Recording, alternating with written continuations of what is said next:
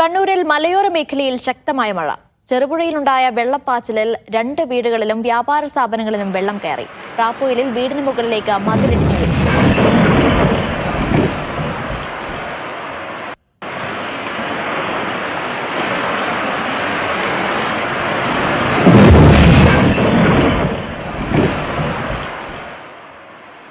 ബിജീഷ് ഗോവിന്ദ് വിവരങ്ങൾ നൽകാനായി ചേർന്നു.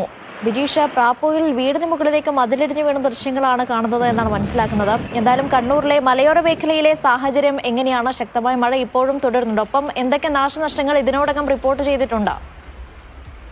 കിഴക്കൻ മലയോര മേഖലയിൽ വൈകിട്ട് 3 മണിയോടുകൂടിയാണ് ഈ മഴ ആരംഭിച്ചത്. ഏകദേശം 1.5 മണിക്കൂറോളം നീണ്ടുനിന്ന മഴയിൽ കനത്ത തോതിൽ മലവെള്ളപ്പാച്ചിലുണ്ടായി എന്നുള്ളതാണ് ആ ഭാഗത്ത് നിന്ന് ലഭിക്കുന്ന വിവരം.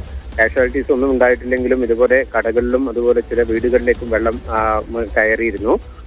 പ്രാപ്പൂയിൽ ഈ വീടിന്റെ മുകളിലേക്ക് മതിലിടിഞ്ഞു വീഴുന്നതും ദൃശ്യങ്ങളിൽ നമുക്ക് കാണാൻ കഴിഞ്ഞു. ഭീകരമായിട്ടുള്ള ദൃശ്യമാണ്. പക്ഷേ മറ്റു പ്രശ്നങ്ങളൊന്നും സംഭവിച്ചിട്ടില്ല. ഇതുവരെ അപായങ്ങൾ ഉണ്ടായതായിട്ടുള്ള വിവരങ്ങളൊന്നും തന്നെ ലഭ്യമായിട്ടില്ല. ഇപ്പോൾ മഴ മാറിയിട്ടുണ്ട്. ഒപ്പം തന്നെ ഈ മലവെള്ളപ്പാച്ചിലിനും ശമനം ഉണ്ടായിട്ടുണ്ട് എന്നുള്ളതാണ് മലയോര മേഖലയിൽ നിന്ന് ലഭ്യമായിരിക്കുന്ന വിവരം.